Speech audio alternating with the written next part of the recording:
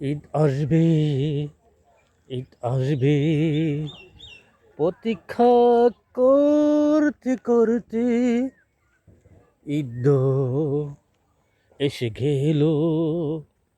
পড়িলাম ঈদের নামাজ, যাব এখন বাড়ি।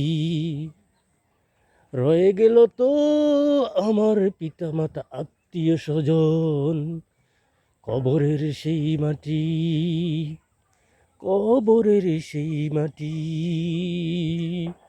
আহা কি কষ্ট, আহা কি যন্ত্রণা, পিতামাতা তো রয়ে গেছে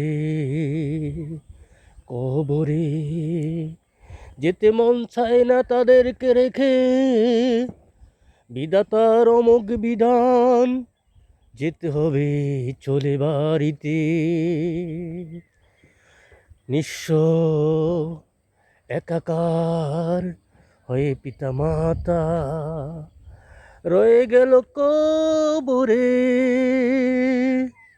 গত ঈদে ছিল তারা আমার সাথে, এই ঈদে রইল কোনো এক অজানা জগতে।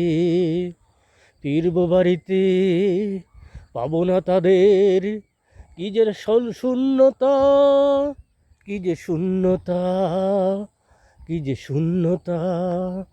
কখনো ভাবিনি এভাবে একা করে চলে যাবে মা, চলে যাবে বাবা। খুবই মিস করছি আজ তোমাকে। ঈদের নামাজে যাওয়ার পূর্বে তোমার পায়ে সালাম করতাম, তোমার হাতের মিষ্টি সামাই খেয়ে ঈদগাহে যেতাম। ঈদগাহে নামাজ পড়ে আবার হতো তোমার সাথে দেখা। বাড়িতে গিয়ে জিজ্ঞেস করতাম, মা রান্না কি শেষ হয়েছে, এখন খাবো না পরে। মা বলতো, বাবা একটু ধৈর্য ধরো, রান্না পাই তো শেষ, খেতে পারবে কিছুক্ষণ পরে। এই কথাগুলো মনে হলে মা চোখ দিয়ে অঝোর ধারায় অশ্রু পড়ে। মা কোথায়, কিভাবে, কেমন আছো বলে দাও, কেমন আছো মা বলে দাও। খুবই মিস করছি আসমা তোমাকে, তোমাকে।